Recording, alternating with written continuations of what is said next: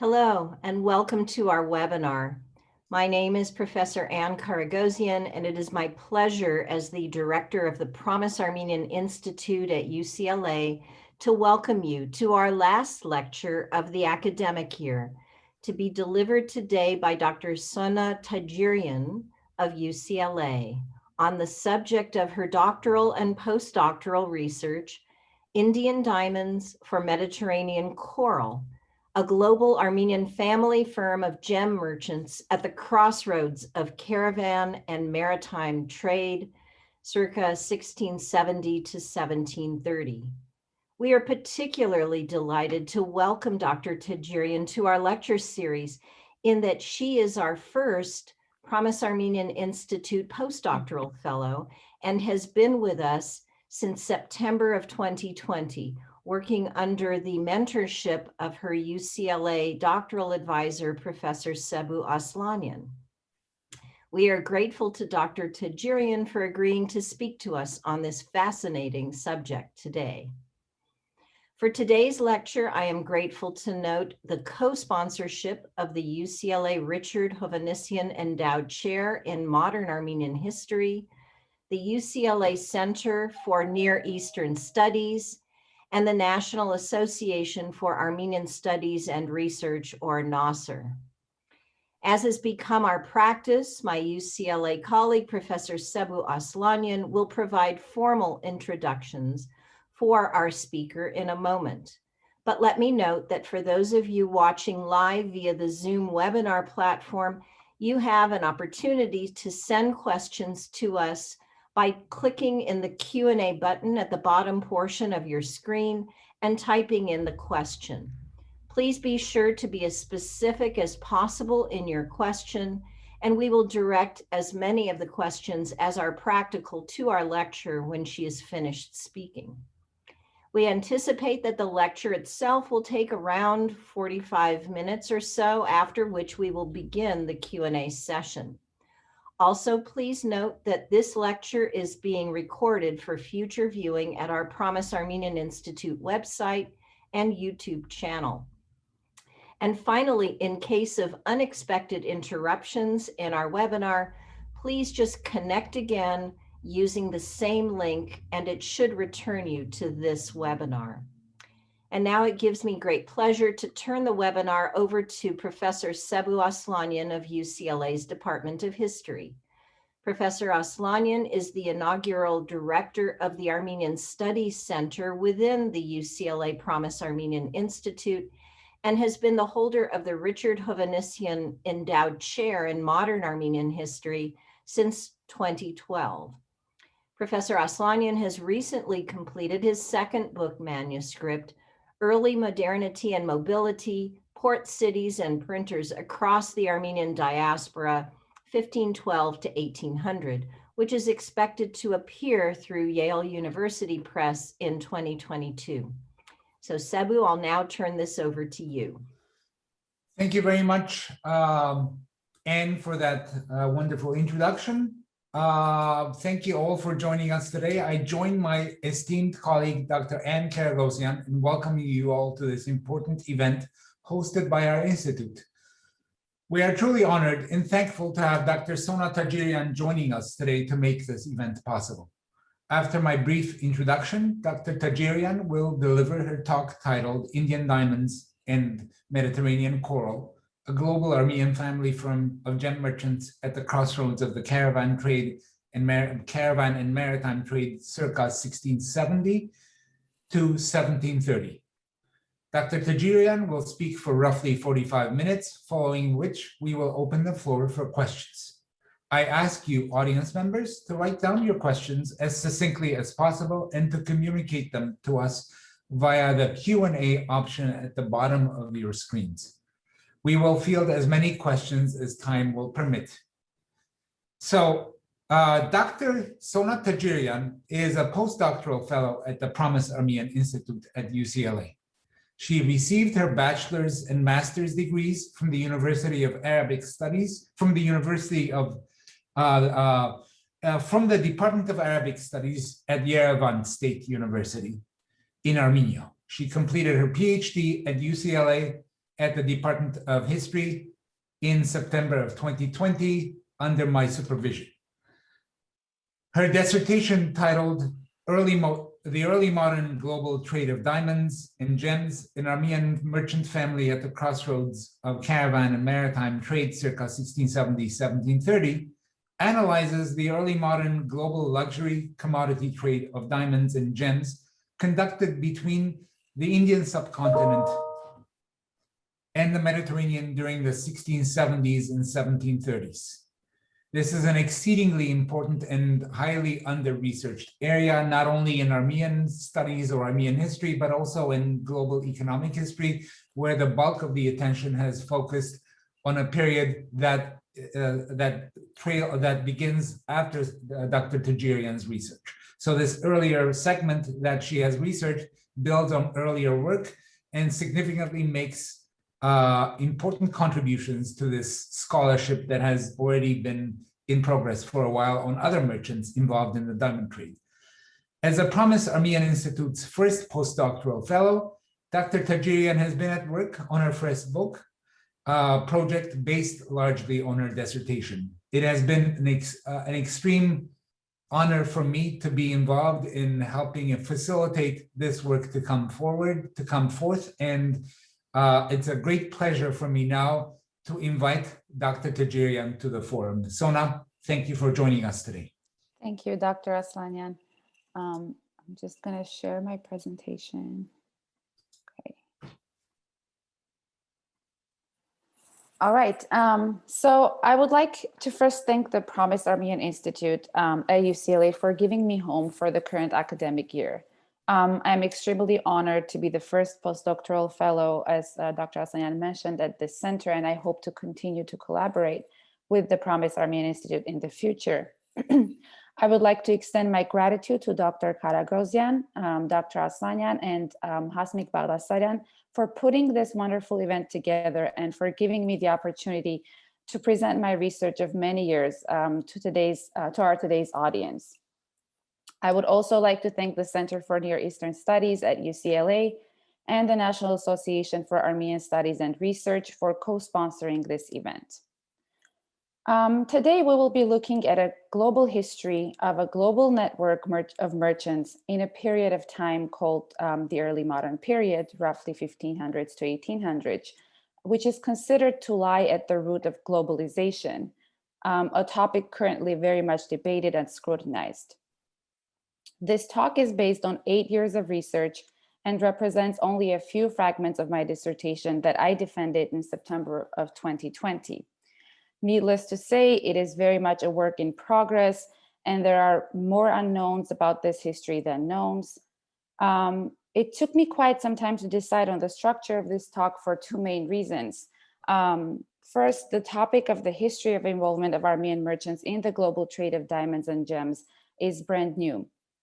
Second, it has not been analyzed by historians of global trade and has not been a common knowledge, even among scholars until today. Therefore requires some background information.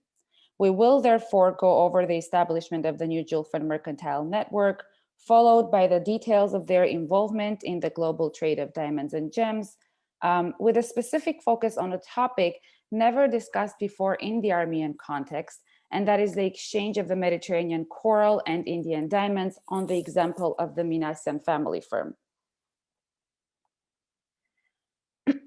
So after the Safavid ruler Shah Abbas deported around 300,000 Armenians and others from the frontier territories of his empire in 1604-1605, the inhabitants of the small mercantile town on the banks of Arax River, Jura, right here, were resettled in Isfahan, which was the capital of the Safavid Empire at this point.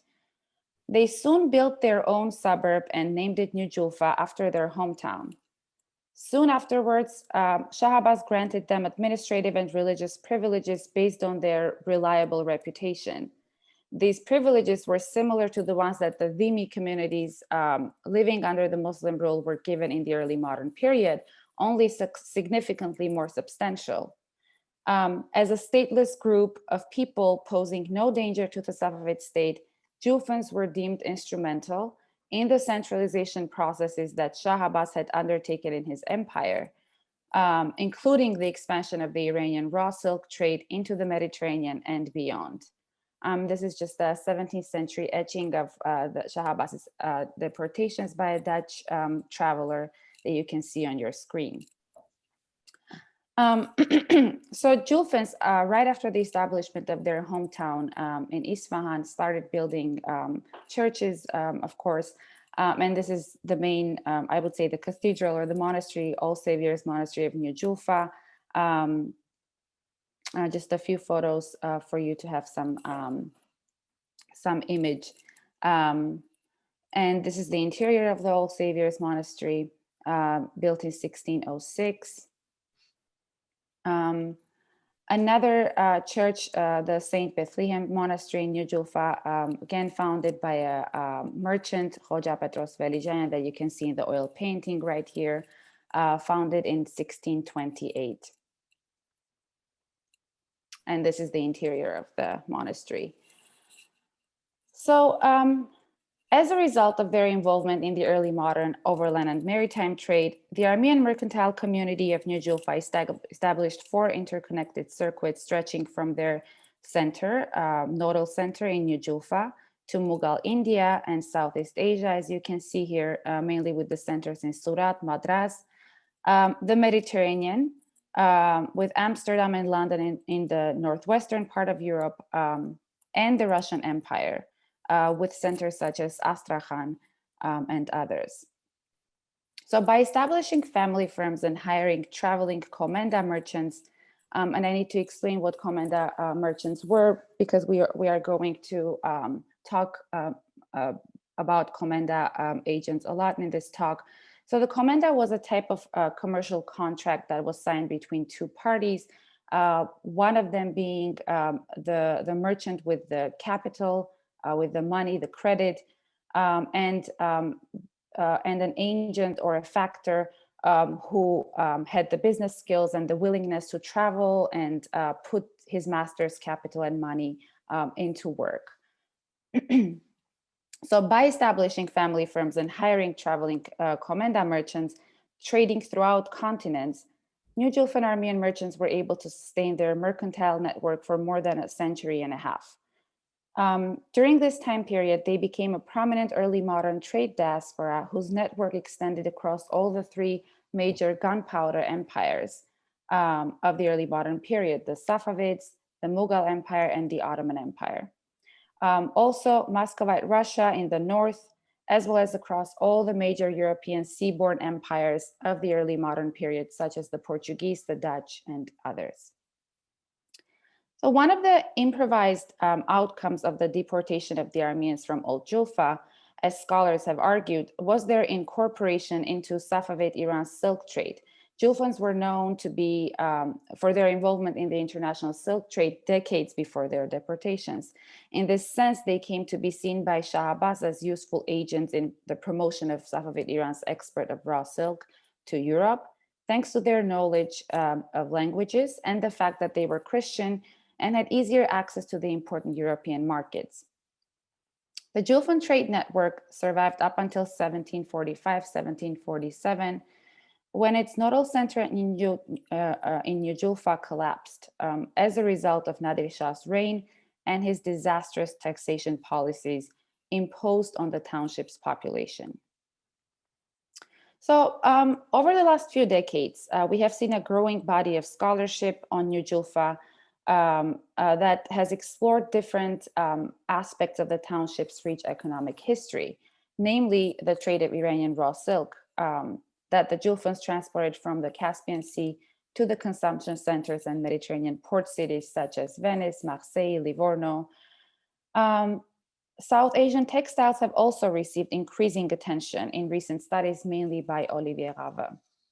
To date, however, almost nothing has been written on the role of the township's merchants in the long-distance trade in gems and diamonds. Diamonds and gems formed some of the most lucrative global commodities of the early modern period and provided an important link between the production or mining centers in the Indian subcontinent or the Mughal Empire and the consumption centers in Europe. This trade was largely conducted by the Sephardic Jewish trade diaspora in Europe, the various chartered East India companies of Europe, and the Armenian merchants from New Julfa, and later also by Ashkenazi Jewish merchants.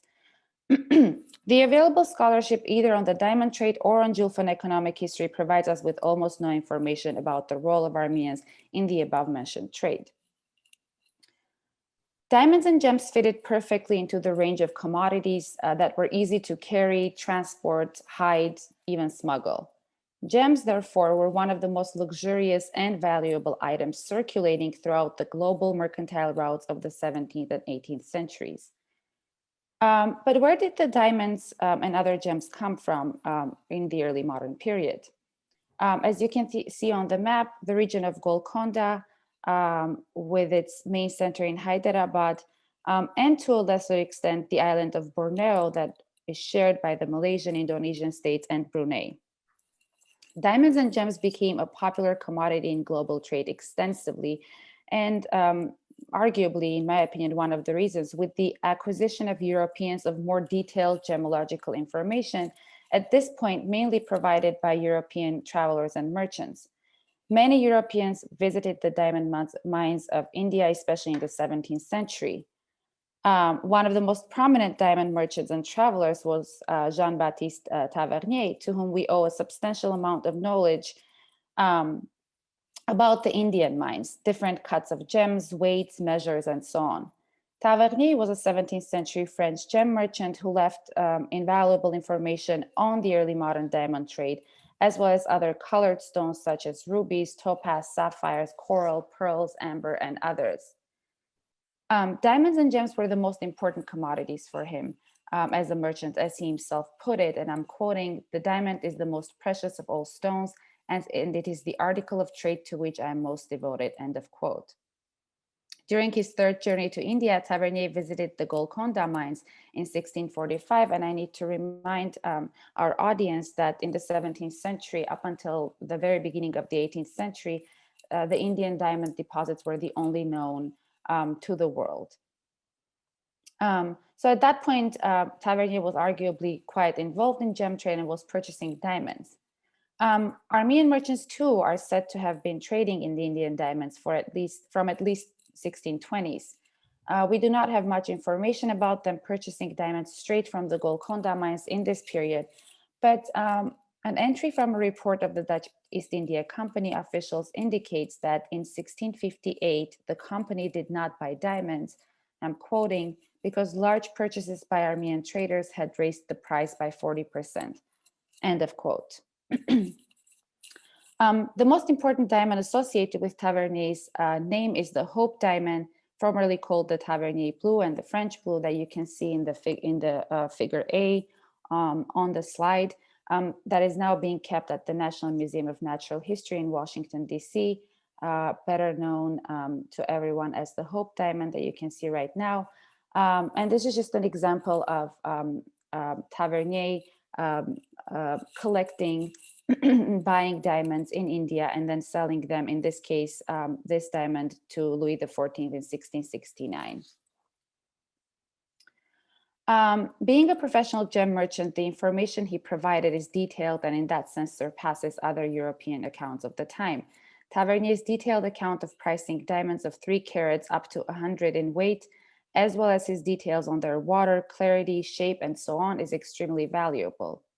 Concerning Armenians, Tavernier mentions that Armenian merchants whom he had met in Patna were involved in the trade of yellow amber in Bhutan. The market balance of Indian diamond deposits shifted dramatically from South Asia to the New World after the first decade of the 18th century, when Brazilian diamond mines of Minas Gerais were discovered in the late 1720s. This changed the trajectory of the global diamond trade, shifting the monopoly of the Indian subcontinent in the production and the trade of diamonds to sharing it with the Minas Gerais mines of Brazil, the main route of it passing through Lisbon to Goa and back.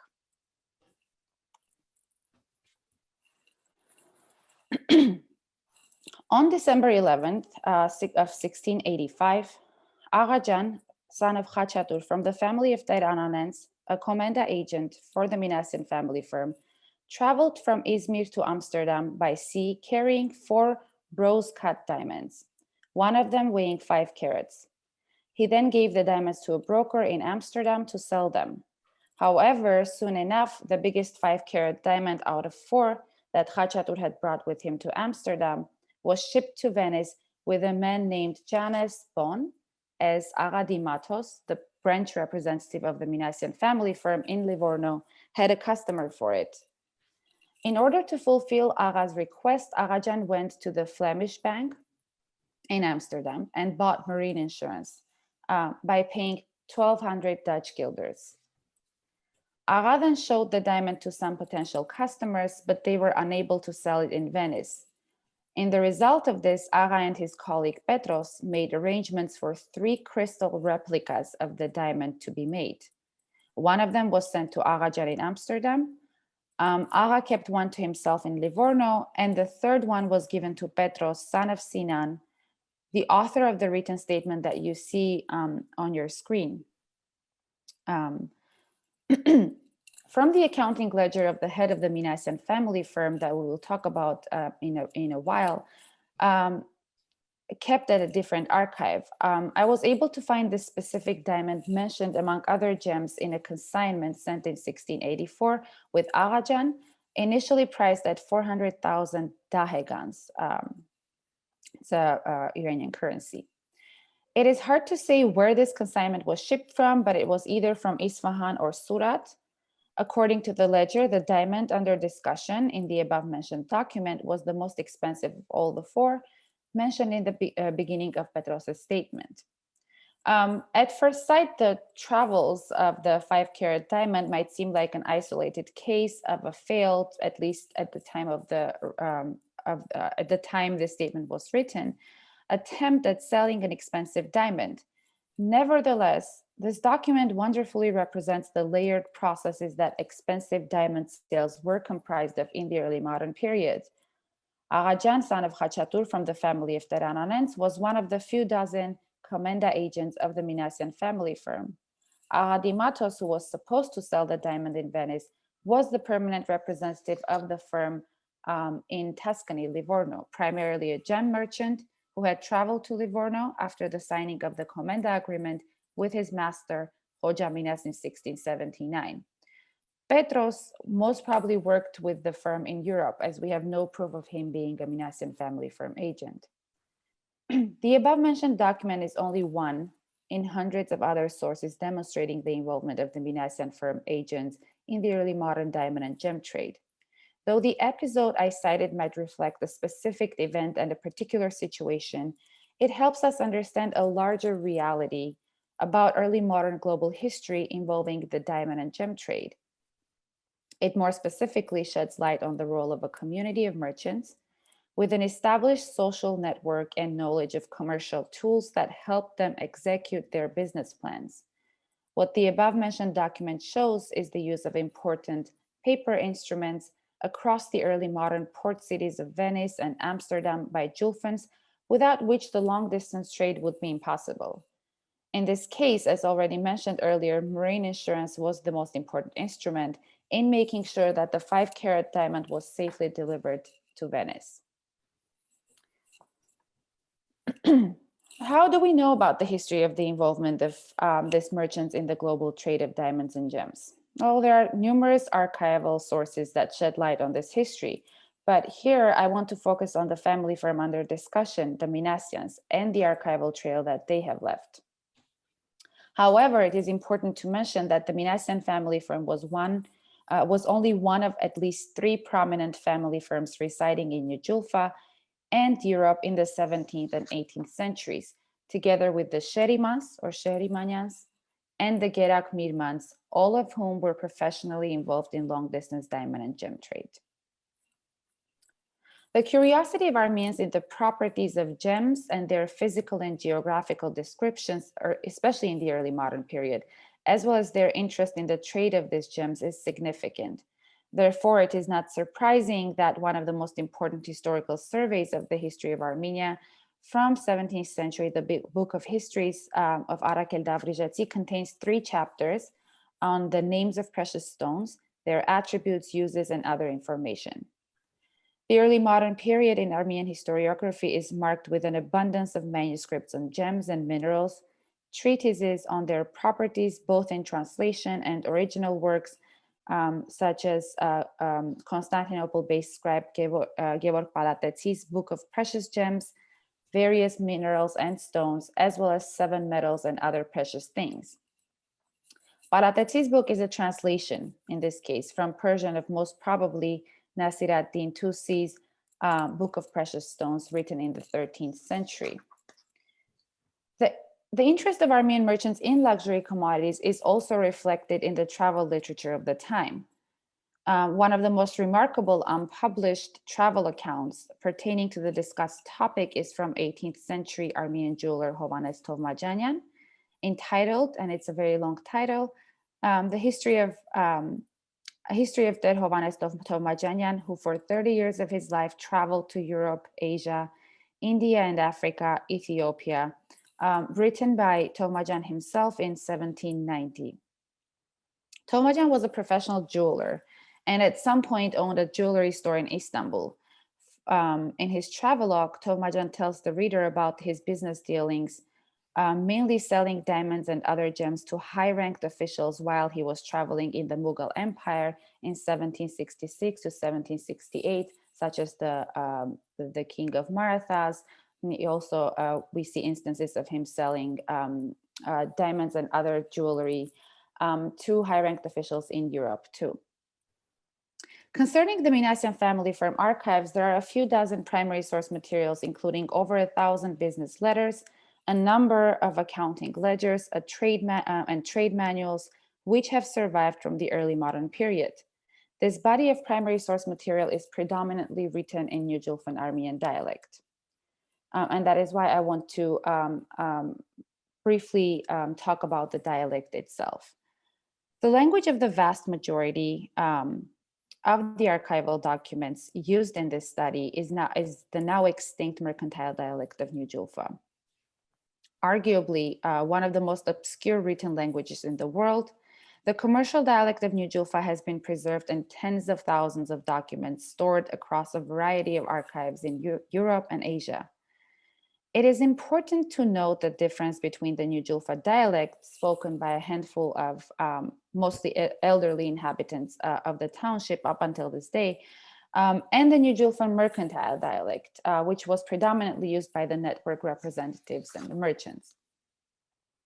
New Julfan dialect was initially spoken in Old Julfa, and after the mass deportations of Old Julfans to Isfahan, the dialect was spread out to the settlements of the mercantile network by traveling Komenda agents in India, Europe, Russia, and beyond. The mercantile dialect of New Julfa has not been studied by linguists. There are no professional dictionaries up to this day that have been created based on the mercantile glossary of the New Julfan merchants, which makes it difficult for scholars working on New Julfan documents to refer to an authoritative publication of their research questions. Digitization of a vast number of archival data belonging to the economic history of New Julfa would certainly pave the path for a linguistic study in the future. However, for now, scholars of early modern New Julfan history can only rely on dictionaries of dozens of mostly Middle Eastern, South Asian, and European languages from which the Julfan mercantile dialect borrowed. In this context, determining what language a specific word in a given document is borrowed from is problematic, as Julfans had a way of conjugating foreign words as if they were Armenian, as well as creating new words with a foreign word as the root and adding an Armenian suffix to it. Just to have if you just want to have an understanding as to how obscure the language of these documents is, all you need to know is that there are less than 5 people in the world who actually work on these documents. And depending on the type of the document, the language can be more difficult or easier to read and understand. So for example, if one is looking at different business contracts, which are more formulaic, then the language is easier to understand, versus when one is looking at documents that shed light on the history of the global diamond and gem trade, and where there is a substantial gemological glossary involved, for example, then understanding these documents becomes quite a challenge. So the first and the most important set of documents are two cases kept at the Archivio di Stato di Firenze, Acquisti 123 and 124, each full of over 400 documents, mostly written by Hoxha Minas, the director of the Minassian family firm, to his Comenda agents throughout their network. These lengthy letters pertain strictly to the business dealings of the family firm with its agents, sent and received from roughly 1670s to the beginning of the 18th century. The plethora of documents in the form of business letters left behind by this family and their agents is an exceptionally important find and gives the opportunity of mapping out the history of business dealings of a single family firm and its numerous agents scattered from the Indian Ocean to the trading cities of the Russian Empire and the Mediterranean, thus providing scholars with a global history on a small scale. The importance of diamond and gem trade techniques and the set of skills required from a merchant to be successful is highlighted by one of the Minassian family firm members in his unpublished manuscript. Here you can see a few examples of the lengthy business letters that are found in the Archivio di Stato di Firenze Documenti Armeni files. For example, this is just one document. It's a long roll, just in three different. The photo was taken in 3 different attempts, but this is just one long document. And this is how most of the business letters that Hoxha Minas sent to his agents looked like, and we have more than 4 dozen in this archive alone. So as I mentioned, the set of skills required from a merchant to be successful is highlighted by one of the Minassian family firm members in his unpublished manuscript, kept under the number 5994 at the Mesrop Mashtat Institute of Ancient Manuscripts in Armenia. It is a trade manual that belongs to the authorship of Aghamal di Safras Hoxha Minassians from Julfa. Aghamal Hoxha Minassian was appointed as the head of the firm after his uncle Hoxha Minas's brother Emyas was murdered in 1747. This manuscript is an 18th century manual on the variety of gems, their locations, as well as information on prices and weights. The manuscript also contains long lists of tables with comparison of measures, currencies, and weights of gems differing from city to city, giving an invaluable information on techniques of gem trade, their polishing, and other information not easily accessible in other primary sources from the same time period. The rest of the manuscript consists of accounts and charts on pearl trade, as well as mathematical problems. Here you can see a few examples from the chart of different pearl measures and weights that Aghamal prepared for gem merchants to have easy access to and basically use while they were trading with pearls. The section on gems, including the above mentioned charts, is 44 folios long, while the whole manuscript is 125 folios long. Aghamal elaborates on the essentials of setting prices, being careful with the difference of currencies from city to city, etc. The range of gems described in Aghamal's manual is vast. Pearls, diamonds, rubies, balas rubies or spinels, blue, yellow, and white sapphires, cat's eye, turquoise, different types of agate, Yemeni, Suleimani, plain, cornelian, coral, hyacinth, jasper, amber, lazurite, also bezoar stone that came from animals, and others. The next important source is a brown leather-bound ledger kept at Museo Civico e Raccolta di Venezia in Venice, It belongs to the Comenda agent of the Minassian family firm Aga di Matos and contains information about the cities in which he and the other agents of the Minassian family firm traded between 1679 and late 1693. The accounting ledger of Hoja Minas consists of 40 mercantile transactions between the Comenda agent, in this case Aga Matos, and his Aga in Julfa, Hoja Minas Stepanos. And here you can see the part of the Comenda contract in the beginning that mentions the 1679 date. On this slide, you can see, let me try to show you. This, for example, is just one consignment that was shipped in that year. There could be more than one assignment shipped in 1 year. And we can all trace that in this accounting ledger. So types of diamonds that he describes in the ledger are of different grades and colors, mostly colorless, but also yellow. In some cases, it is specifically mentioned that these are uncut and unpolished. And here is the almost complete list of commodities mentioned in the ledger, which clearly demonstrates that gems and diamonds were the majority of the consignments. Among gems, we find turquoise, rubies, pearls, diamonds, agate, lazurite, crystals, pearl beads, and others. Covers and bedspreads made from different textiles, including woolen as well as embroidered and decorative textiles, mainly from Southeast Asia, rhubarb, musk, silk, cardamom, wood, and others were also a part of the inventory. The biggest batches of gems in Aga's inventory were diamonds, pearls, as well as turquoise and other commodities. We can see here, I've counted 10,573 units of different diamonds from the period in 1679 to 1693. The biggest of them being a colorless diamond weighing 112 carats. Although it is mentioned that this diamond had a fissure or a crack. Turquoise, 43,500 units, again in the same period, and others.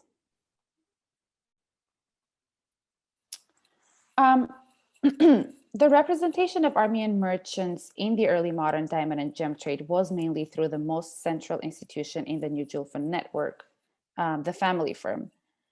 The Hoja Minassian family was considered one of the most influential Armenian families residing in New Julfa in the middle of the 17th century. The founder of the firm was Hoja Minas. You can see the family tree that I borrowed from Dr. Asanyan's book, with Hoja Minas being the founder of the firm.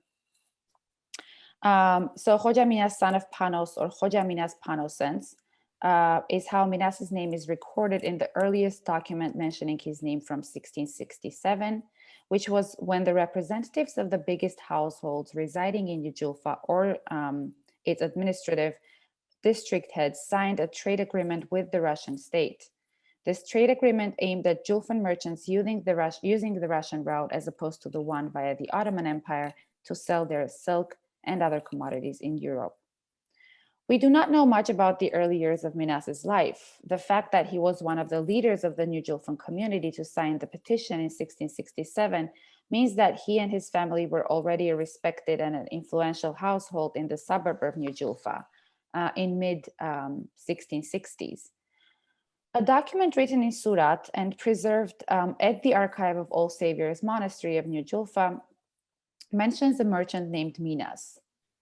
This Minas from New Julfa appears to have solved a big dispute that had arose between two Armenian merchants in Surat over a large diamond weighing 159 ratis, which was the measure of weight for diamonds, also pearls, in the Indian subcontinent, and is equivalent to around 144 carats.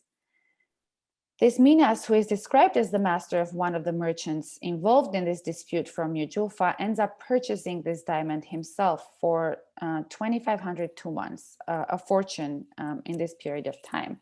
Just for comparison, in his will, Hoja Minas left 3,000 tumans to each of his sons. So you can see what type of a fortune this was that he paid for this diamond. As a family firm, we do know that in early 1680s, with their headquarters in Isfahan, the Minassians already had factors in Europe, Asia, Ottoman Empire, and Russia working for them.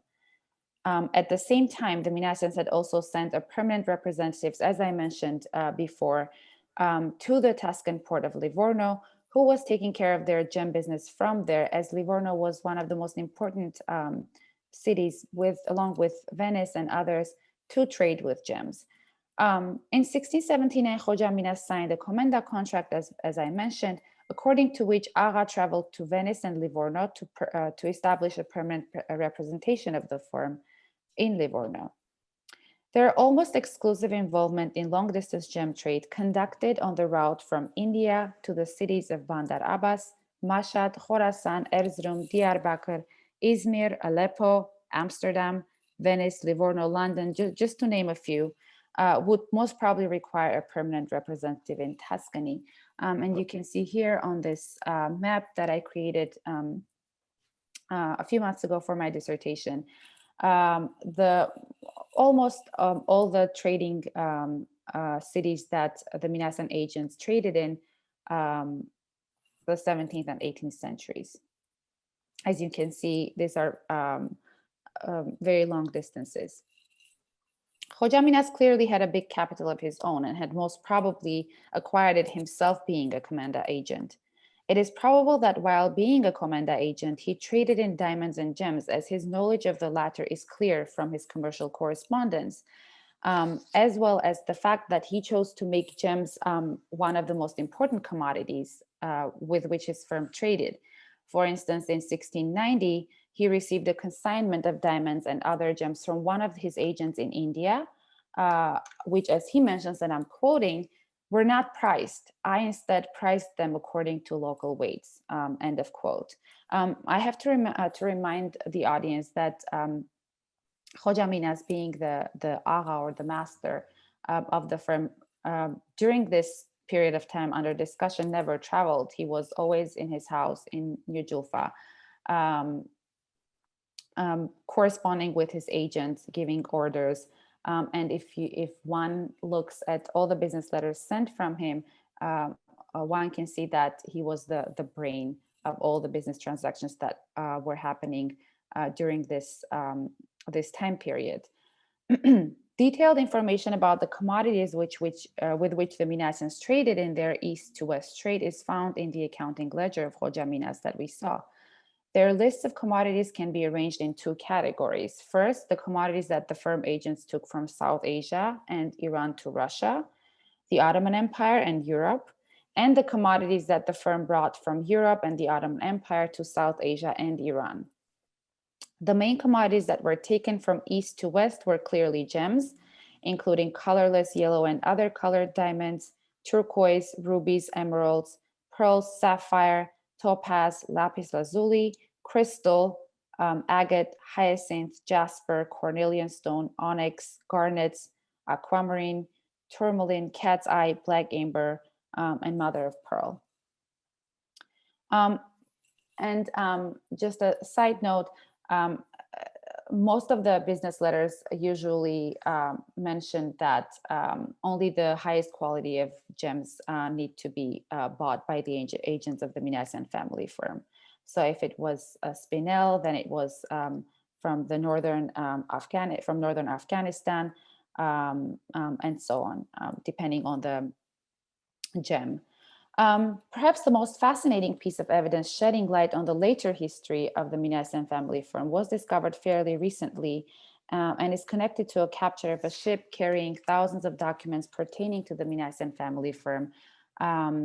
Emnias, son of Hoja Minas, and Agamal, son of Emnias's brother Safras, had sent Minas de Elias, who was the grandson of Hoja Minas, to Calcutta to take care of their family firm's maritime business venture. In 1746, Minas rented a Portuguese ship named Santa Catarina to sail from Calcutta to Basra. The Santa Catarina fell victim to the ongoing wars between France and Great Britain and was confiscated by an English captain in 1748 during its last leg of the journey to Calcutta. The ship was carrying the supercargo more specifically the above mentioned Hoja Minas de Elias, as well as thousands of papers which were then sent to London after the confiscation. Santa Catarina papers, now kept at the National Archives of Great Britain and discovered by my advisor, Dr.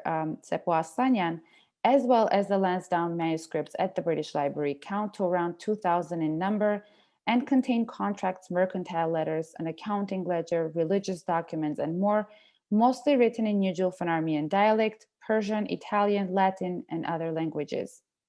These documents shed light on the history of the Minassian family firm in 1730s and 1740s particularly, but are more importantly a unique collection of documents on the commercial history of the Indian Ocean in the first half of the 18th century. From a very brief look at these documents, it seems that the Minassians had shifted their attention from trading in the Mediterranean to instead extending their trading activities in between Iran and the Indian subcontinent. And from, again, a very brief look, it seems that the gems and diamonds were not the most important commodities that they traded with after the 1730s. Now let's turn to the exchange of Indian diamonds and Mediterranean coral. The Minassian family firm utilized both the caravan and the sea routes interchangeably while transporting their goods, in this case, gems and diamonds, from the Indian subcontinent to Europe, as well as bringing back Italian or generally European glass, Venetian beads, and other commodities to Iran and India. Their agents transported purchased goods from Livorno or Venice to Aleppo, then Baghdad to Basra and beyond, all the way to the Indian subcontinent. By conducting this trade, Armenian merchants competed against the private trade of diamonds, corals, and other commodities happening against the backdrop of the larger trade conducted by the East India companies of the time. And we need to keep this in mind that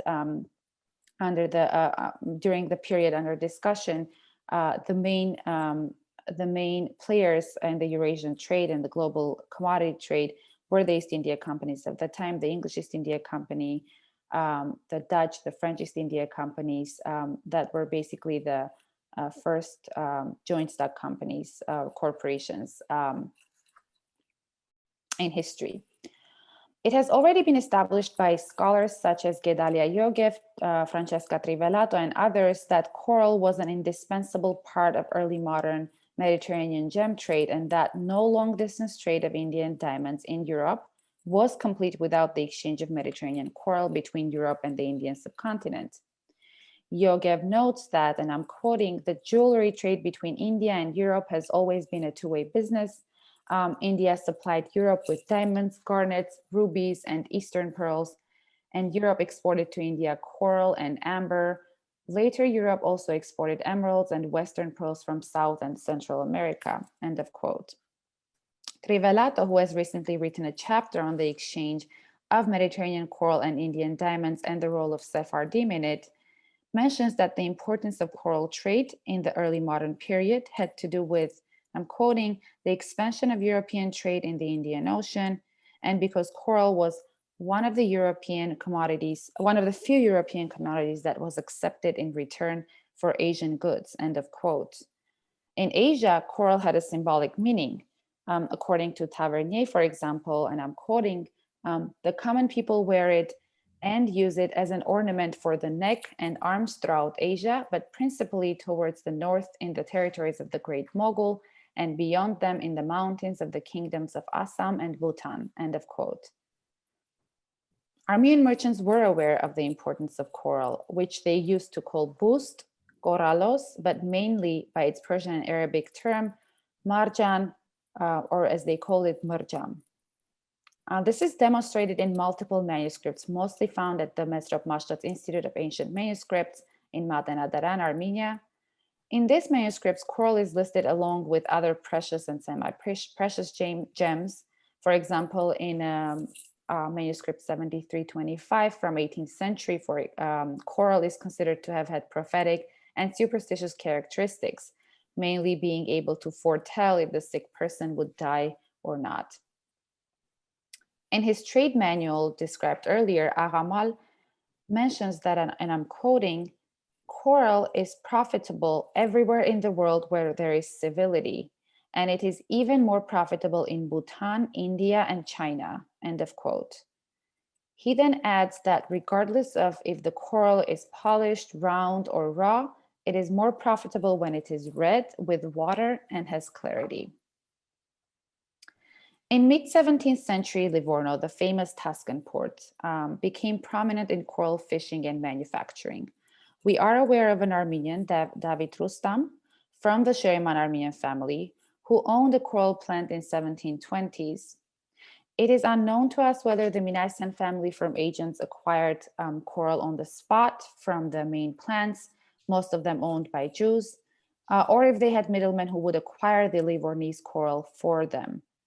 The Minassian documents cover the time period between 1680s and 1710, the early period of the rise of Livorno as a coral fishery and manufacturing center. Marseille too was an important coral producing center in the early modern period, along with Genoa and Naples. Marseille and Izmir were important trading centers for Armenians to buy coral from. Olivier Ravesladis' article, for example, on coral trade demonstrates that they were one of the main buyers of coral from Marseille in Izmir in the second half of the 17th century. The Minassians transferred their coral first and foremost to India by their agents, Julfan Armenians. Therefore, while trading in the most popular commodities of the time, transported them by combining the caravan trade routes familiar to them, while at the same time making an efficient use of the maritime routes, especially after the signing of the agreement between Armenian merchants and the English East India Company in 1688. According to the latter, Armenian merchants were allowed to use the English East India Company ships for cheaper protection costs and from whichever port they saw fit. Armenians were also equipped with the crucial information of the reliable caravan routes, which gave them the opportunity to choose whether goods were going to be transported by sea or by land. And I can talk about this in more detail during the Q&A. As opposed to Sephardi Jews who sent most of their coral from Italy to London and Lisbon, which then would be transported to India via the English East India Company and Portuguese ships, as well as to North Africa, Amsterdam, Aleppo, and Venice, the Minassians seem to have been shipping at least some of their coral to the Ottoman Empire to be exchanged or sold there. For example, in 1689, Hovakim, son of Grigor from the family of Topchens, an agent of the Minassian family from Izmir, made a deal to exchange his coral and cash for silk from Gilan. The deal took place in Izmir, where Hovakim paid in cash for part of the silk and with coral for the rest. A document about the bargaining negotiation between two Armenian merchants was signed by a middleman and other merchants and sent to Agamatos in Livorno. In another document from 1687, you can see some of them on your screen. In Livorno by Panos, son of Avetik, a Julfan merchant, received a consignment of Venetian beads, mirror, and coral from Venice. In 1683, Hoja Minas informs his agents throughout their network that 10 to 15 days before that, they had sent two men to Baghdad to buy polished and branch coral. The document also mentions that they, Minas and his colleagues, had received a letter from Aleppo with information about 12,000 liters of raw and 7,000 liters of polished coral, although it is not clear as to where this corals came from and where they were going to be shipped from Aleppo, most probably to India. The Minassian letters are significant with the kind of information they provide about market conditions of the time too. For example, in one of the letters, again sent by Hoja Minas to his agents in Europe and elsewhere, this is in 1684, Minas mentions that polished coral was sold the second it arrived in Surat, and people paid 40 to 48.5 panjas for it. And panja, again, is an Iranian currency. Even if it was not sold for that price, Minas mentions to one of his agents, to Aflatun, one of the agents mentions that he had informed that coral was very much in demand and sold well there. Aflatun also added, as Minas mentions in his letter, that there was not enough coral in Surat and advised to ship more of it to India. So as you can see, we see the market fluctuations for a specific gem in these business letters too. The Minassians were not the only Armenian merchants involved in the exchange trade of corals and diamonds. Recently, the publication of Evelyn Korsh's article on the involvement of the Sheriman family, another prominent Armenian family with headquarters in both Iran and Europe, in cross-cultural trade of gems, sheds light on how the Sheriman Armenian family conducted trade in gems from the Mediterranean all the way to the Indian subcontinent, with centers and agents, and I'm quoting, in Venice, Livorno, Rome, Amsterdam, Cadiz, Paris, Vienna, Moscow, Constantinople, Basra, Baghdad, Madras, and Pegu, present-day Myanmar. The coral trade was not always lucrative, as we learn from the Minassian archives. For example, a letter from 1687 sent by the head of the Hoja Minassian family to his family firm to his agent in Livorno, in which he advises him not to send more coral, as half of the previous consignment had not been sold yet. The reason for this could have been the excess amount of coral in India due to the decreasing duties imposed by the English East India Company on imported coral to India, which was the case in 1688, but could have started earlier. Cochinelle, Venetian glass and beads, mirrors, European textiles, and coral were the main commodities transported back to the Ottoman and Safavid empires all the way to India by the Minassian family firm agents. Mediterranean coral was not only taken and sold in the Indian subcontinent and the Ottoman Empire, as I mentioned before, but also in Iran, which is an interesting piece of information on coral trade and during this period. In fact, there were certain types of coral, as we learned from these documents, that were most probably more popular in Iran, as mentioned in one of the letters, where after advising against buying coral, Minas recommends Agha that if the latter happens to stumble upon a Hazare or Javak coral, these are types of corals, he may buy and ship it to and for selling them in the Iranian markets. A letter from 1685 clearly mentions that the route via which their coral was going to be shipped. Minas and others specifically mentioned that their first order of business was for their agent or whoever else was in Italy at that point to send coral, be it polished, raw, big, or medium sized, to India via Basra. And we see these types of details in all the documents. Minas is very specific about the types of gems and diamonds that his agents need to be trading with, as he's very much aware of the market conditions and fluctuations, political, economic, social events happening in Eurasia during this time period. And therefore, all the business is actually organized based on political, social, economic news. To conclude, the archival data on Minassian's trade in diamonds and gems at the end of 17th and first half of the 18th centuries is substantial and could serve as a ground for more than one doctoral dissertation. The microhistory of the Minassian family firm during the beginning of their activities in 1680s, operating from Isfahan, shows that the history of the firm's early activities is only a small part of their economic legacy. The archival data used in my dissertation and this talk is part of a much larger body of sources on this firm's later activities up until 1750s, but more importantly of other Julfan family firms as well. Taking into consideration the scarcity of material on Asian family firms and merchants, it is of great importance to further investigate a larger group of early modern Julfan family firms, such as the Sherimans and the Guerak-Mirmans, in the hope of providing enough archival base for economic historians to make larger, more definitive arguments on the understudied history of smaller scale Asian trade, neglected by scholars of global Eurasian long distance trade up until now. Thank you.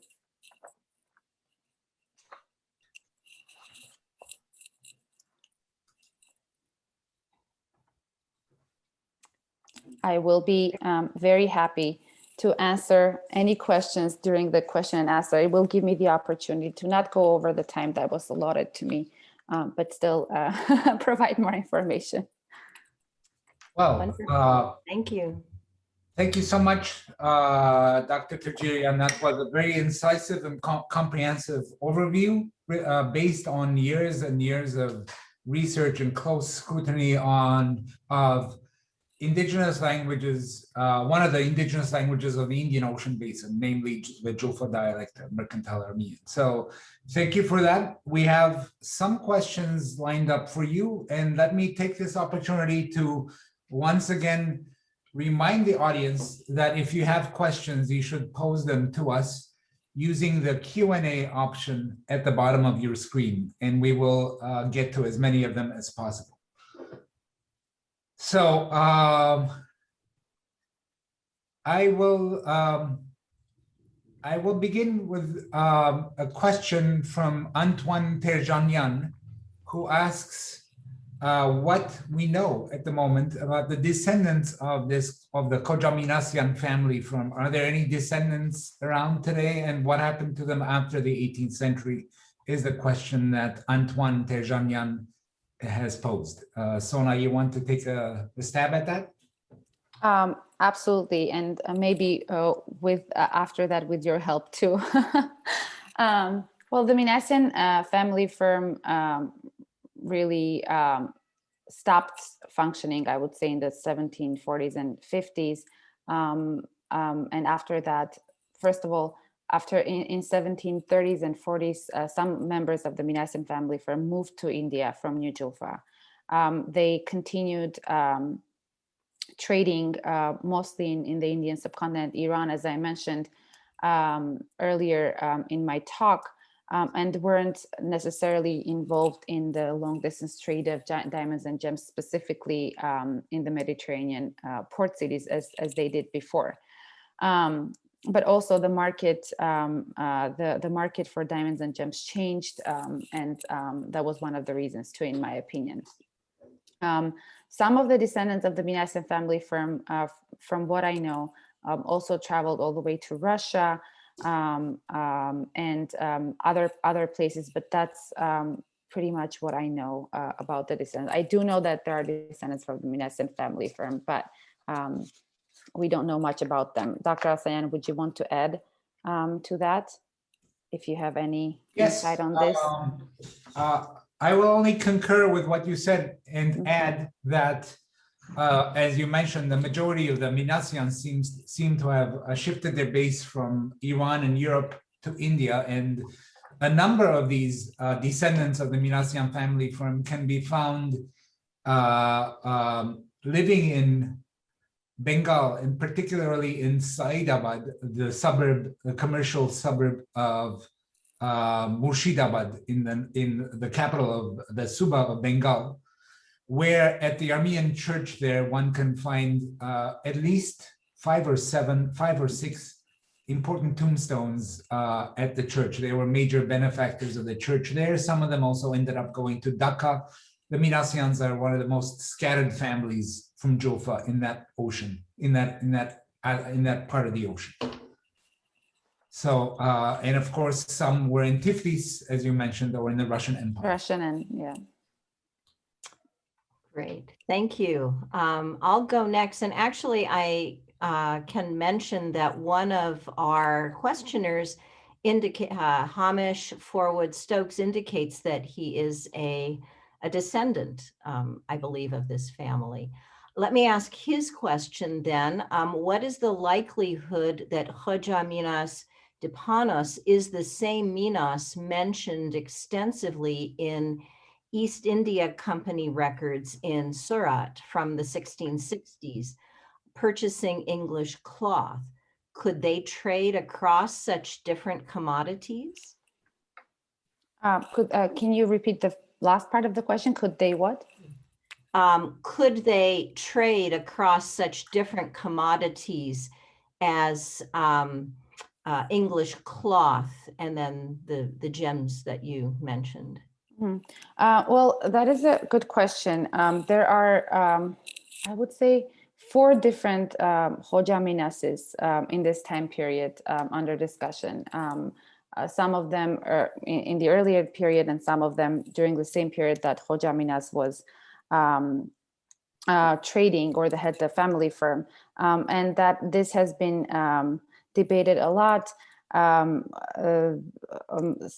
of the documents and travel narratives that were left by the European merchants were attributed to Hoja Minas under discussion, the founder of the Hoja Minas family firm. However, in my dissertation, I actually devote a few pages to that question, where I try to trace the histories of these different Minases, and I don't know about the one specifically in the East India Company archives. I assume that this is the namesake of Hoja Minas, who lived in India almost his whole life, and is not the Hoja Minas, the founder of the family firm under discussion.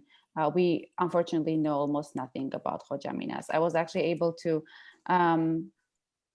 trace his date of birth by accidentally stumbling upon a piece of information in one of the documents where his son, tells the family firm agents about the fact that his father is sick, and that he has been,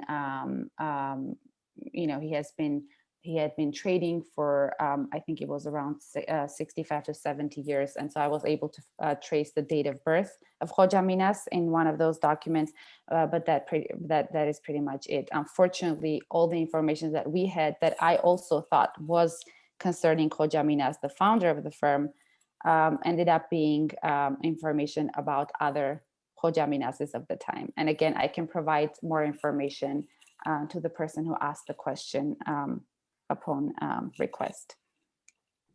Thank you. Thank you. So I will take the next. I will pose the next question by Usha Balakrishnan, who asks who the Armenian merchants buying diamonds from India were, and are there names of Indian agents or merchants or go-betweens in the documents that you have studied?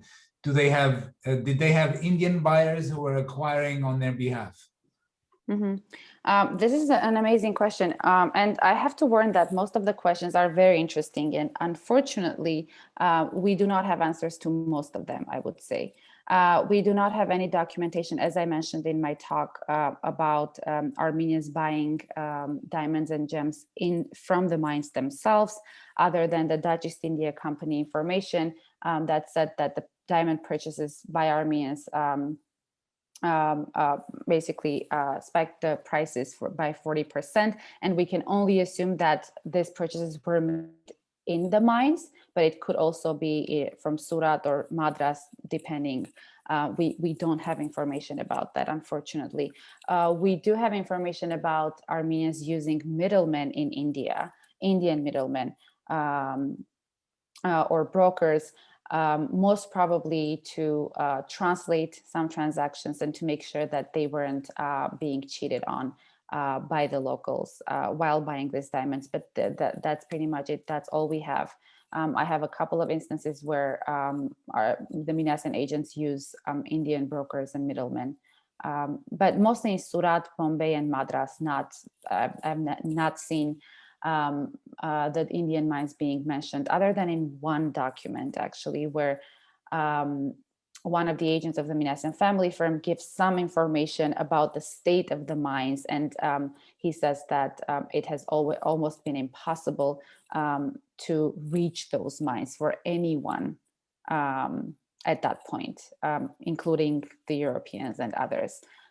Which, based on that, we can maybe assume that some of the agents of the Minassian family firm went all the way to the mines. But again, unfortunately, we don't have information on that.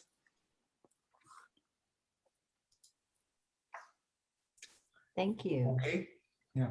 I can take the next one if you wish. So we have a great many great questions, by the way, as well as comments of the sort, Abris, great job, and so forth. So there is one question. You briefly mentioned cutting. Were Armenians involved in the diamond cutting activity? And if so, where was that? That is also a very interesting question. My impression is that Armenian merchants were not interested in cutting or polishing techniques, or even buying cut and polished diamonds and gems. Although the 1684 document and the story that I talked about in my talk, these Armenian merchants, some of the family from agents, take 4 rose-cut diamonds, as I mentioned, all the way to Amsterdam. Now, I don't know if the diamonds were already cut in rose shape before they took them to Amsterdam, or they took those diamonds to Amsterdam to be cut and polished, because as we know, Amsterdam, Antwerp, London were the main centers for all the raw gems to be cut and polished in the 17th and 18th centuries, and earlier than that. So no, my impression is that, and again, based on the inventory of the accounting ledgers and the business letters that I have been looking at, it is clearly mentioned that these gems that the Minassian agents transfer from one place to another are uncut and unpolished, or sometimes they mention that a few cuts that were very much in fashion in the Indian subcontinent. So I assume that after they would buy the raw gems and sell them in Europe, someone else would cut and polish them, but not the Minassian agents, no. Thank you. Great. I will, there's a question from another scholar of the diamond trade, our friend Til Vaneste, who says, thank you for the great presentation. I was wondering if in any of your sources you have come across any references to diamonds, either coming from an island in general or from Borneo in particular. Do you have any insight to add to this? That is a great question too. No, as I mentioned, there were some diamond deposits on the island of Borneo, but nowhere have I seen Hoja Minas mention that their diamonds were bought from Borneo, unfortunately. However, if we look at the trade manual of Agamal, for example, then the information that this manual gives us about any gem that under discussion, including diamonds, he's very specific about the information that he gives, where these diamonds could be found. And if I'm not mistaken, he mentions Borneo in a very obscure way of doing that. As I mentioned, sometimes it's really hard to understand what the words mean. But he also mentions that, and the only way that I could date the trade manual to 1730s is because Agaban mentions that recently there were new diamond deposits found in the New World in Brazil. And that means that he was writing after the diamond, and they were aware of it too. So no, unfortunately, in the business correspondence and the accounting ledger, I have not seen Borneo being mentioned. They just mention almas, really. They don't necessarily mention where it came from in the inventories. They do mention the cut, the shape, the color, if it has any fissures, any cracks, and yeah, that's the information we get from the inventory. Great, thank you. Here's a question from Marian Frenger. Have you come across any contacts with Jaina merchants from India, either from Gujarat or Karnataka, sorry for the mispronunciation. Is there any mention of Indian merchants outside of India involved in the gem trade? That is more of a general question about the global diamond and gem trade, and unfortunately, there hasn't been much research done even on that topic.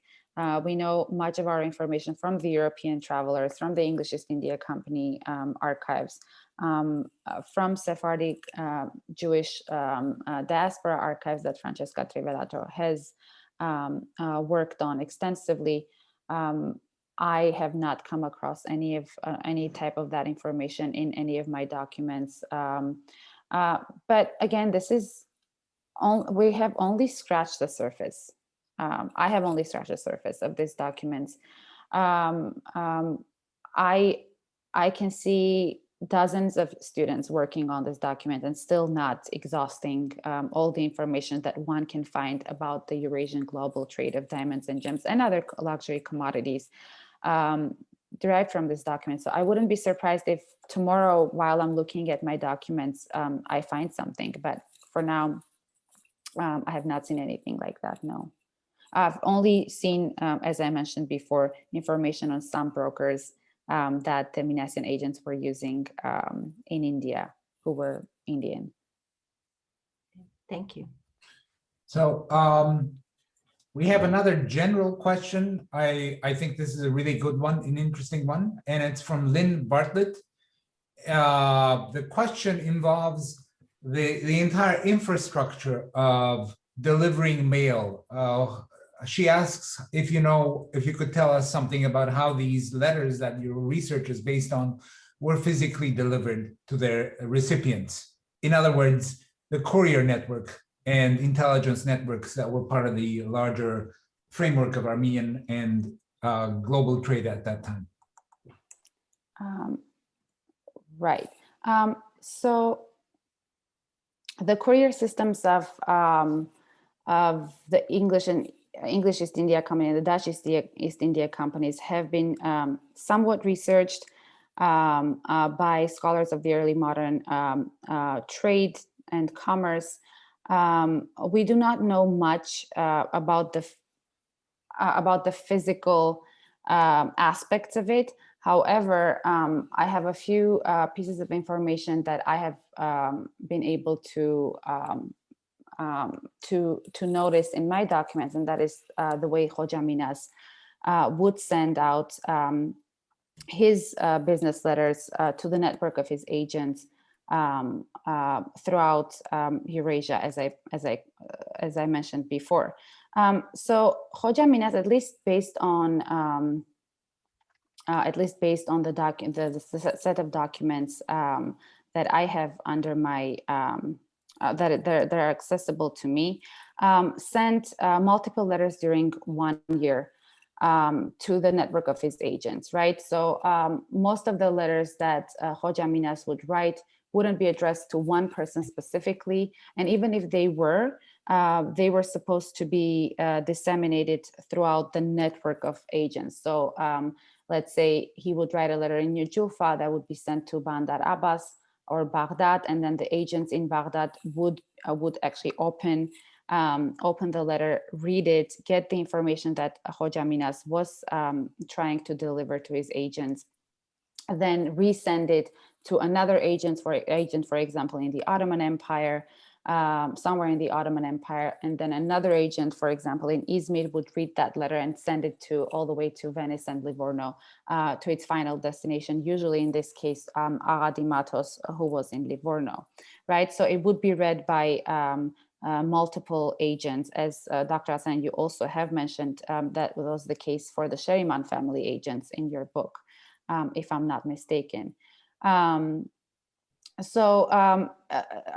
a big part of rapid and detailed information circulation and decision making, because again, this business correspondence is the biggest part of the decision making for the firm, right? Other than continuous information flows, were also documents usually accompanying the actual business letters. And the Minassian firm archives give us a glimpse into the specifics of their record keeping too. Record keeping was one of the defining qualities of New Julfan merchants, and the Minassian firm, of course, was not an exception to that rule. So the way the head of the firm would inform the agents on the go as to what commodities they were supposed to buy and sell was with the help of books of rules or lists of orders that Julfans generally called dasturmals or dasturul mal. That is the Persian translation of a model or a rule or a regulation. And what these books of rules represented was a detailed list of required commodities created by the head of the firm. This list included details such as the quantity of the product, the size, color, quality, and other things. Now, these letters, of course, were shipped and disseminated by couriers that were being either hired, and this is something that Dr. Asanian can comment on that too, but mostly, in my opinion, by the agents themselves who were traveling. So the Minassian family firm would use their own network of agents to deliver letters. And you can see in some of the letters where it says, one of the agents brought this letter to Venice and I'm resending it to you, and this type of information. Dr. Asayan, do you have anything to add as a fellow New Julfan historian? No, I would just add that the technical terms, of course, are shater in the Persian realm, and also patamar in India, and there are other terms as well for these couriers. But often, as you put it, personal acquaintances or trusted individuals were given these letters to be delivered. I have only often they work for the families. Right. I've only seen a few instances where the word shatar is being used in the business correspondence by Hoja Amina. So I assume that the network, the vast network of agents that they had played that role of the courier. And sometimes they also used express mail, like what we would today call FedEx, in the form of Tatari couriers who were very fast on horseback in delivering letters. And also to add to that, and I'm just using this opportunity to expand on that topic. The way the courier system or the business correspondence dissemination worked, the Minassians basically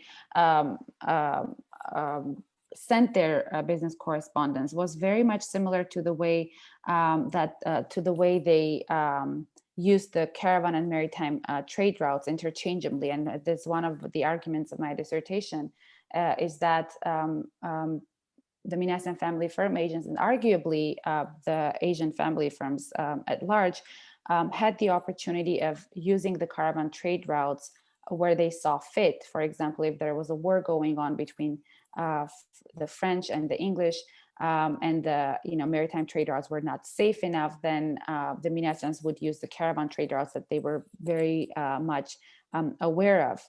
And they would do the same for correspondence. And sometimes, in some cases I mentioned in my dissertation, they would have the opportunity of sending a letter faster using both the maritime and caravan trade routes than, for example, it would take for the English East India Company to send a letter from London all the way to their factories in Surat, Madras, and other places.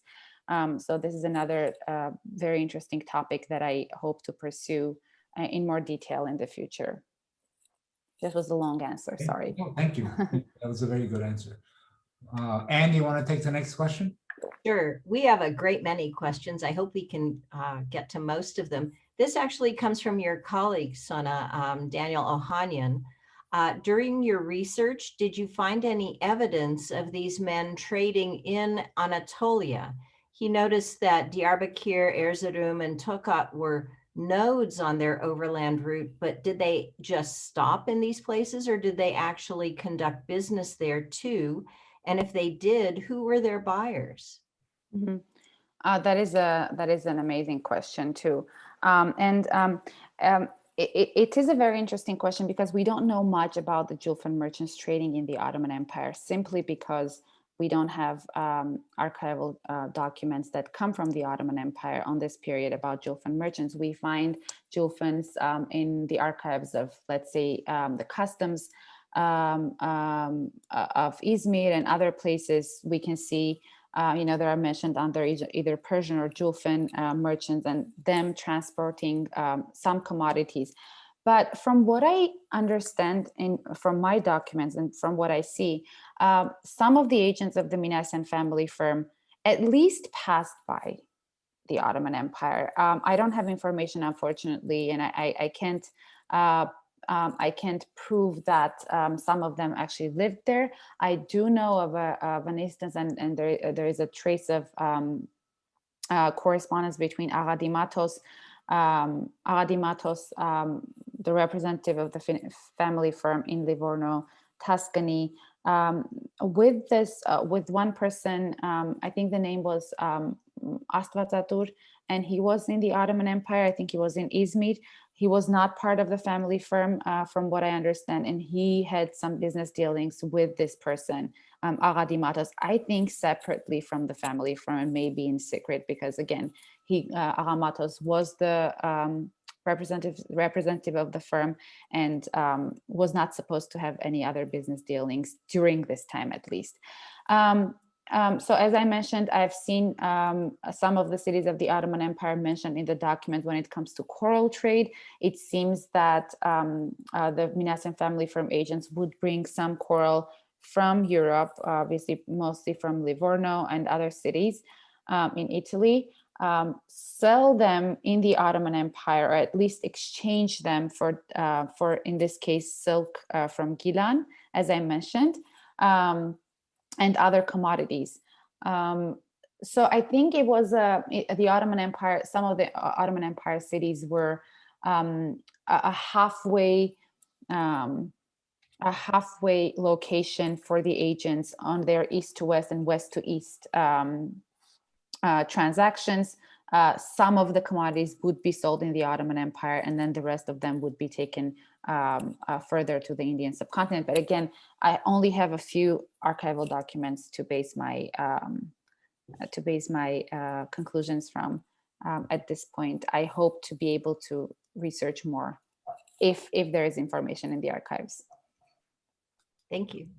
So there are buyers that in this case, then, sorry, I forgot to mention, would be the locals, but again, it's not mentioned.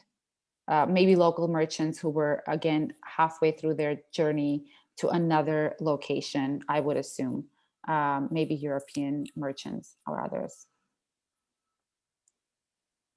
Thank you. Sabu, you're muted. We have time for a couple of more questions at the most. And if you want to take one more question, then I'll take another one, and then we will have to close because I'm sure our speaker is also getting tired. I'm sure. So we have many very interesting questions. This one asks, we have heard repeatedly that the Armenian community has enormous treasures and wealth in India that remain in India without passing to their succeeding generations. Do you know anything about such treasures, and would they be connected with the Minassian family? I honestly do not, other than what Dr. Aslan mentioned about the tombstones and the churches that the Indian community, the Armenian community in India has left. As regarding the treasures of any of the family firms that were involved in global diamond and gem trade, other than a few gemstones that the Guerak-Mirmans family archives mention, that some of the Mirman family members left after their death, that then ended up on crown jewels in Europe. Other than that, we do not, unfortunately, have any way to trace any treasures that we are talking about in the 17th and 18th centuries. And I don't see how we could be doing that. We don't even know most of the descendants of these families. And again, these gems were being bought and sold. This was a business transaction.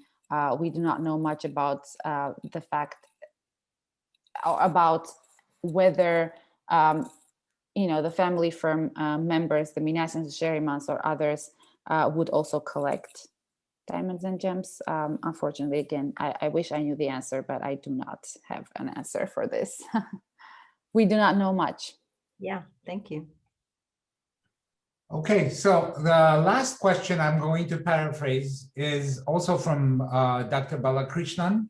And the question has to do with tombstones and tombstone inscriptions and motifs in Madras that have that indicate that some of the people who were buried were actually people who engaged in the gem trade and so on. And he mentions, this person mentions scales and scissors and so on in the Madras cemetery in at the St. Mary's Church that I'm quite familiar with this. So if you want to take a stab at that, go ahead. If you know anything about the visual representation of these trades or guilds on tombstones in India or elsewhere.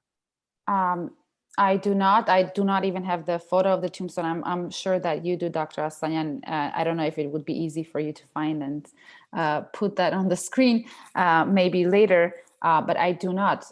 We do have the tombstone of Agha Matos in the Livorno Armenian Church of San Gregorio Illuminatore. There are no gems on this tombstone from what I remember. But another example of in this case gems, though not scales or anything like that, of rubies, emeralds, and diamonds on the coat of arms of the Guerak-Mirmans family. It's very obvious from the if anyone looks at the coat of arms of the Guerak-Mirmans family, then one can see that this family was very much involved in the global diamond and gem trade, or at least collected and had these gems. But that is pretty much it. Regarding the scales, again, I have not seen this tombstone, but I am not surprised because, again, if we look at the Aramal Minassian's trade manual, right, on pearl trade and other gems, the type of information that he provides, other than the location and the different cuts and shapes of the gems, where they came from, how to trade with them, the information that he gives us is very technical skills that a gem merchant had to have in order to be able to trade in the 17th, 18th centuries. Let's not forget that we're talking about very valuable, very expensive units of diamonds and rubies and spinels and other commodities that it was very easy to be cheated on by the buyers, by the sellers, right? So that that's what makes Aramal Minas's trade manual very important. We do have other trade manuals from the same period, European 17th, 18th centuries, even earlier, but mostly later, a bit later than Aramal's trade manual. What they we have, again, dozens of them telling us about the diamonds and gems that were very popular in Eurasia. However, we do not have many sources that elaborate on the technical and business skills of a gem merchant and how they should, convert measures and weights. As you saw, we had pearl trade, charts on pearl trade for any merchant to be able to trade these gems in almost all the markets of Eurasia, in India, in Iran, in the Mediterranean. Aramal is aware of all of this information, and so I am not surprised, because I assume that some of these merchants were very much experts in this trade. So on that note, I'm going to use that as a segue to just add a comment to what you said, Sona, which has to do with the pearl trade, another aspect of this larger trade that you're looking at. And here, the reference in the question that I posed earlier about the scales and scissors and so on, I think the scales in that case is a reference to the tombstone of the Shahmiryan family, whose property the St. Mary's Church was before it became a church. and all of their tombstones have scales on them. And one of the reasons for that, as well as scissors, one of the reasons for that is the fact that the family was heavily involved in the textile trade, hence scissors and so on, but also in the pearl trade, if I'm not mistaken. And there were also a few other Catholic Armenian merchants, a few Catholic Armenian merchants in Madras, including Samuel Muratyan, who was involved in the pearl trade with China. So that would be a reason why there would be scales. Absolutely. And the reason that Aramal elaborates specifically, or at least that's what we have on hand, right, from the documents. The reason that he elaborates so much on pearl trades is most probably because he was very much involved in that trade. But again, that is a different set of documents, the Santa Catarina documents that you, Dr. Aslan, work on. And I'm sure that in the nearest future, if we keep on researching this topic, we might know much more than we do now. And again, this is literally just the tip of the iceberg. I can't emphasize this more. Okay, well, wonderful, wonderful. Thank you. I think on that note, we will bring this excellent presentation to a conclusion. I will invite Anne to say the concluding words, concluding comments, and then thank you again, Sona, for this wonderful presentation. Thank you so much. Great. Thank you as well from me, Dr. Sona Tajiryan. This was a wonderfully stimulating lecture and discussion, a terrific summary of your very impressive scholarly work. And we are very grateful to you for enhancing our understanding of this fascinating period in Armenian history. Let me close our webinar by noting a couple of things. One is that our entire Promise Armenian Institute webinars, lecture series, conferences, and panel discussions for this academic year would not have been possible without the exceptional work of our program representative, Ms. Hasmik Bagdasarian, who worked behind the scenes, in front of the scenes, in preparing and disseminating information, and has run all of our webinars. So Hasmik, I am very grateful to you. We all are, for all of your work in behalf of the Promise Armenian Institute. And finally, let me note that while this is the last webinar lecture of the academic year at UCLA, the Promise Armenian Institute will continue to be engaged in a number of research as well as outreach activities during the summer, especially with respect to healthcare outreach, but also other research programs associated with the Republic of Armenia and, of course, ongoing UCLA-based research. So we invite you to visit our website or join us on social media to see more details on these activities and to sign up to join our Promise Armenian Institute listserv so that you will receive pertinent updates. So again, thank you very much for your attendance at this lecture, and we look forward to having you participate in future events for the Promise Armenian Institute at UCLA. Thank you.